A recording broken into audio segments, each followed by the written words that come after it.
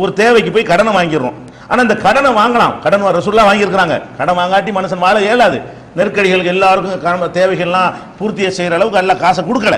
திடீர்னு ஒரு ஏத்தம் இறக்கும் அவசரங்கள்லாம் வரத்தான் செய்யும்.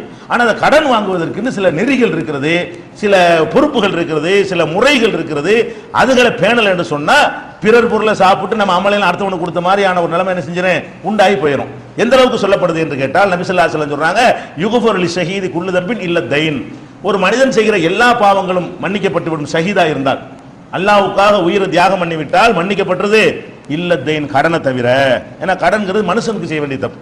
அப்ப கடன்காரங்க நிப்பானே இல்லையா, நம்ம ஒரு ஆளை கடன் வாங்கிட்டு செலுத்தாம மோதா போயிட்டோம்னு சொன்னா அவன் என்ன செய்வான், அல்லாட்ட வந்து கேட்பான், யா அல்லாஹ் இவன் கடன் வாங்க நான் திருப்பி தரல, என்னடா அது, ஆமா அப்போ ஒரு தொழுகையில் அவன்கிட்ட கொடு, உன் நோம்பெல்லாம் அவன்கிட்ட கொடு, உன் ஜகாத்தில் அவன்கிட்ட கொண்டு உண்மைலாம் போயிடும். அப்ப இந்த கடன்கிறது வந்து பயங்கரமான ஒரு விஷயம். நம்முடைய அமல்களை எல்லாம் அடுத்தவர் கொண்டு போய் சேர்த்துரும்னு நம்ம பயப்படணும். கடனுக்கு நம்ம யாரும் பயப்பட மாட்டோம்.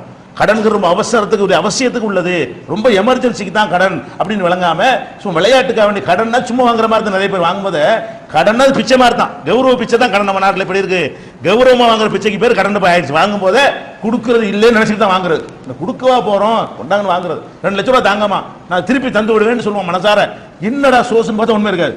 2 லட்ச ரூபா கேட்கறான் திருப்பி தருவேன், எதை வச்சு தருவான், அவனுக்கு என்ன மாதிரி ஒரு நம்பிக்கையாவது இருக்கணுமா இல்லையா, ஒரு எதிர்பார்ப்பாவது இருக்கணுமா இல்லையா, என்ன மாதிரி வித்து தர அளவுக்காக ஒன்று இருக்கணுமா இல்லையா, அல்ல என்ன மாதிரி நாளைக்கு வரும்னு ஒரு நம்பிக்கையாவது இருக்கணுமா இல்லையா. இந்த மகா அமெரிக்காவுக்கு விசாக்கு முயற்சி பண்ணிட்டு இருக்கான் போக போறான்னு அப்படி இருந்தா வாங்கு, போய் 2 மாசம் பணம் அனுப்பினா அவன்கிட்ட என்ன காசு வந்துரு. இப்படி என்னமாவது ஒரு அமைப்பு இருக்கணுமா இல்லையா.